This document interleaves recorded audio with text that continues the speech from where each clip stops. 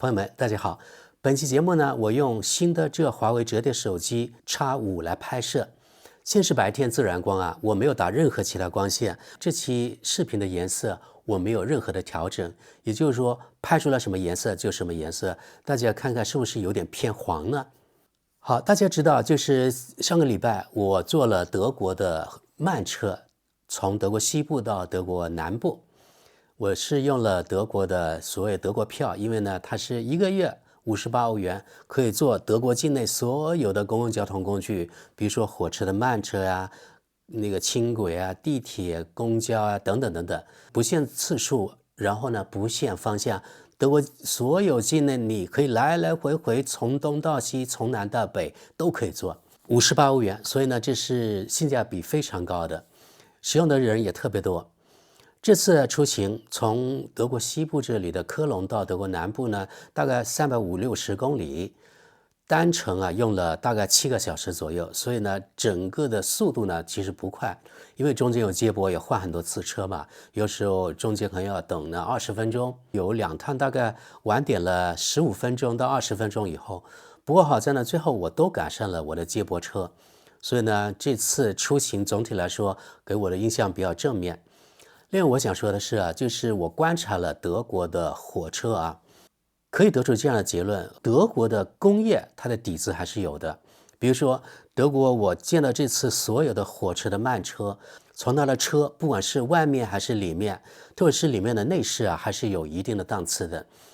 它的座位呢特别的结实，真的特别结实。然后它的整个设计也比较人性化，所有慢车我坐过的车辆里面至少有1个厕所呢是供残疾人使用的，也就是说那厕所的门可以打得很开，然后呢坐轮椅的人也可以进得去。像这样的设计我觉得真的特别好。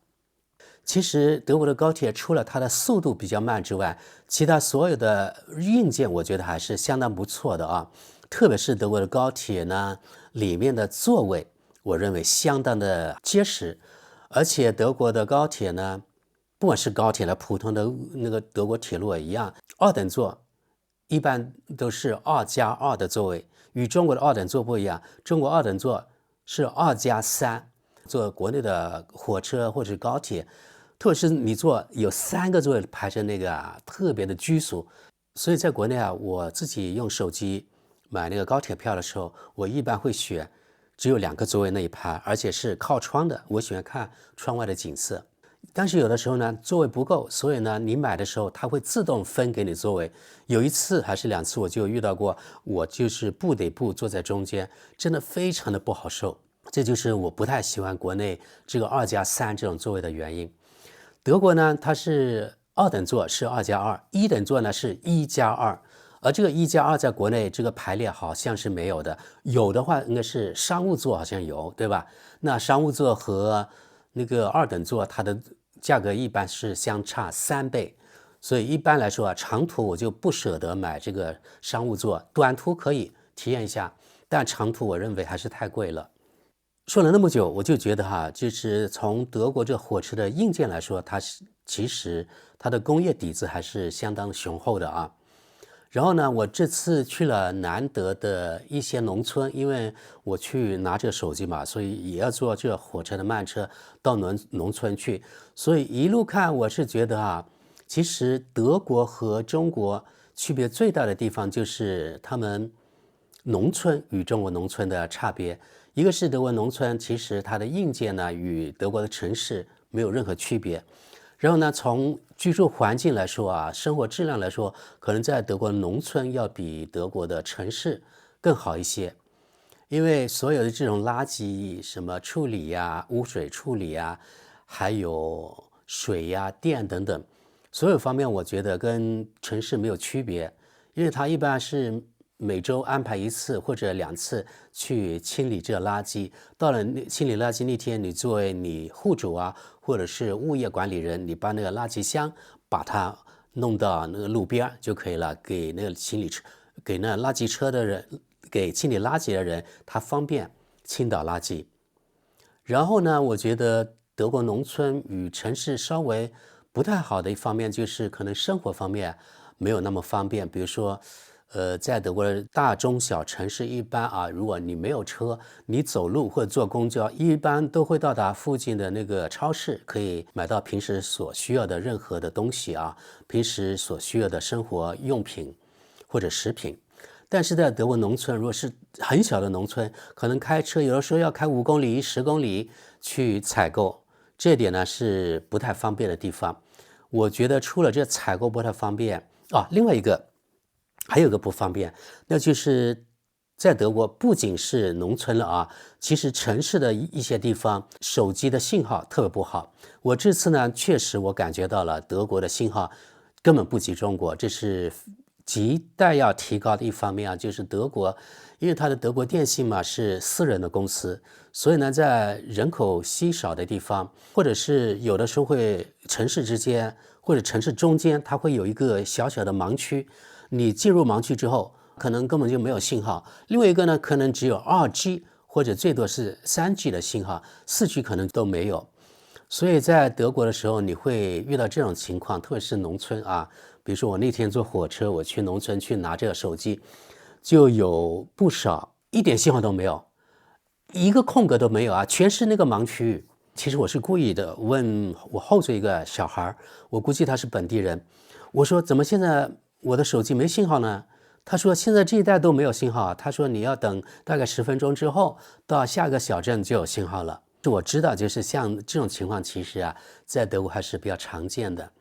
因为毕竟像那个地方可能一个村子和一个村子之间它有好几公里，有的时候一个村子可能就几户人或者10几户人，所以呢他们电信公司不会为了专门这几个人这几个家庭会弄一个那个基站，不可能。它不像中国那样，因为我回到中国之后呢，我可以说还没有遇到过没有信号的情况，都有，而且一般都有4G，因为我的手机还是4G 的手机，没有5G 的啊，所以我不知道那里到底有没有5G 的信号。目前好像这个 X5也是4G 的吧，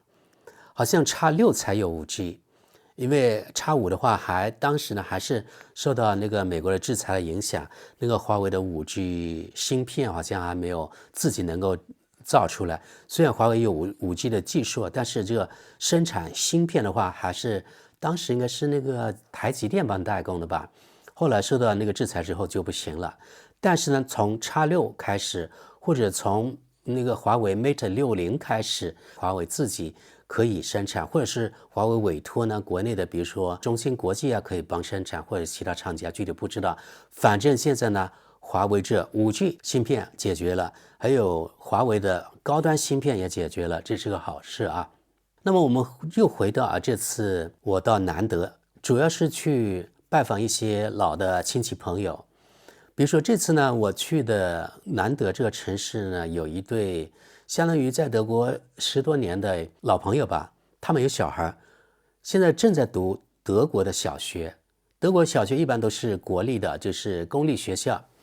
那么公立的学校它肯定会接收学区吧，反正在德国是这样，没有所谓的学区的概念，就是你租房也好，你自己房产也好，你在哪个地方住，那一般你就近在那里入学。然后这对夫妇给我看了他们的孩子在小学啊，小学2、3年级，他们班大概27个人，家长姓名我看了之后大吃一惊。大概狭义德国人的家长姓名啊占30%左右，也就是说其他70%左右的家长啊都是有外国背景，也就是移民背景啊或是难民背景身份的父母。从这点来说，你们就可以看得出来，现在真正的狭义德国的小孩，其实呢在德国的小学以及幼儿园只是占少数了。这对夫妇告诉我，他们班有一个阿拉伯的小孩，他们的父母呢有5个小孩，他们整个家族在他们这个城市的在这个小学大概有200个学生，这是个规模相当大的一个小学，在当地呢是数一数二的它的规模吧。光是一个家族就有200个他们的小孩，所以如果学校有什么活动的话，他们整个家族200个小孩的家长还有可能亲戚朋友一起来的话，那整个学校可以说给他们占了很多很多的位置了，因为这只是个例子所以从这点来说，其实啊，德国目前有移民背景的人，他的数量其实相当多的。这种趋势啊，不是静态的啊，是动态的。也就是说，长此以往，像我以前在其他那个节目说的啊，因为德国人相对来说他的出生率比较低，然后呢，有移民背景的人，特别是土耳其人，特别是阿拉伯人，他们的生育率特别的高。所以说，比如说过了20年、30年、50年之后，这个德国人口的比例可能会来一个翻转。也就是说，到时候呢，可能有移民背景的人，或者是阿拉伯人，他们的人口也许呢会占绝对多数。然后我们当然会谈到，比如说这难民啊，还有移民问题了，对吧？他们的想法就是，德国这个国家肯定是没有未来的，德国、欧洲都会再走下坡路。然后他们班有些放学之后呢，家长会去接自己的孩子，其中呢有好几位家长不会说德语，他们除了打招呼，比如说 hello 之外，其他没有任何第二句话。家长不会德语，那么放学回家之后，我们也不知道他们怎么样辅导自己的小孩，或者呢就是放养式，对吧？如果一个家庭有4、5个小孩，你说那小孩放学之后，你家长还有精力或者有那个环境让自己那个小孩好好的学习吗？这绝对不可能啊！所以长此以往，像我在其他节目说的啊，就是德国这个幼儿园还有小学，它的教育质量每况愈下，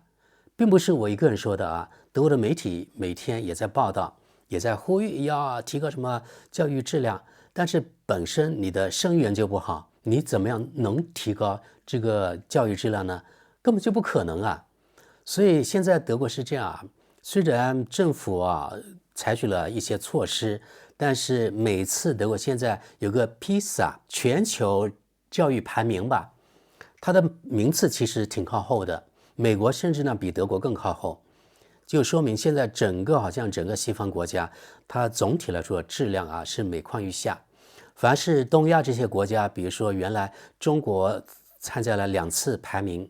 都是呢特别的好，然后是什么新加坡的、香港的、韩国的、台湾地区的等等，反正我们东亚这一带，儒家文化这一带，这个排名都很靠前。欧洲好像除了芬兰有个别科目靠前之外，其他欧洲的、美洲的好像都很差。所以他们看到这个趋势之后，还是觉得还是尽量啊，一个是为自己，还有为自己的小孩呢，要留出一条后路。所以也就是我前期说的，他们呢，有的人虽然以前加入了德国籍，现在也在考虑是不是要恢复国籍，或者向我打听如何恢复中国国籍。我在评论区看见啊，有不少人反对这海外加入外国籍的恢复呢中国籍这种做法，说什么机会主义啊，或是尽力主义者，各有各的看法吧。你们有的人不能接受这样的看法，我也能够理解。但是任何一个人都是人往高处走，水往低处流，对吧？我觉得只要这些人，不管是他加入了外国国籍也好，还是没有加入外国国籍也好，只要他们在海外没有做任何对不起自己国家的事情，没有唱衰自己的国家，没有参与外国比如说外国媒体啊，或者是与外国当地人一起来诋毁自己的祖国，我觉得这些人都是很难得的华人还有中国人，对吧？像我这样，虽然我加入了外国国籍啊，但是我从头到尾我没有做过任何亏心的事，我可以问心无愧的跟大家说。如果大家不相信，可以看我比如说6年前、7年前的视频，到现在我绝对是从一而终。我认为99.9%我的这个话题或者我的视频呢，都是为了维护咱们中国人、咱们华人，还有咱们中国这祖国的声誉的啊。还有我发现有个别的人会说啊，你看前段时间啊，在珠海也出现了有的人呢开车压死了多少个人。他说你的节目为什么不说呢？嘿呀，朋友们啊，你们要注意啊，我的频道叫德国之事，我本人在德国。咱们节目、咱们频道的重点就是呢，从德国的视角看咱们中国，对不对？我给大家看看德国的媒体是如何报道中国的，然后呢，我也发表一些我从德国的视角对中国的看法。你们有的人硬要我中国发生一点点小事，我都要说，那我说不过来啊，对不对？频道的重点是什么？那我就坚持我的重点。中国的丑恶现象肯定很多，不是说我每个事情我都要说，因为我也说不过来那么多，对吧？而且说了啊，像这种东西，你们反贼说的还少吗？中国发生任何一点的小事，你们这些反贼都可以放大1000倍来说。然后呢，外国任何一点那些负面的东西，你们当着视而不见。现在我发现，比如说在比如说抖音，还有很多啊，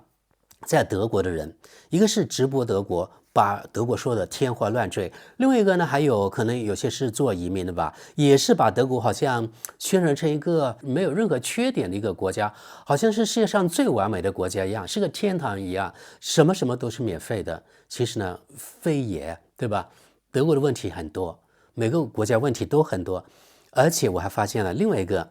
我们很多人看，比如说德国和中国，对比德国和中国，特别像这些搞移民的，或者这些呢在德国在那个抖音上面吹德国的人，他们只是用静态的观点来看待，比如说他们只是从比如说2025年1月5号这一个时间点来看啊，德国这方面比中国好，那方面比中国好，但是我觉得我们看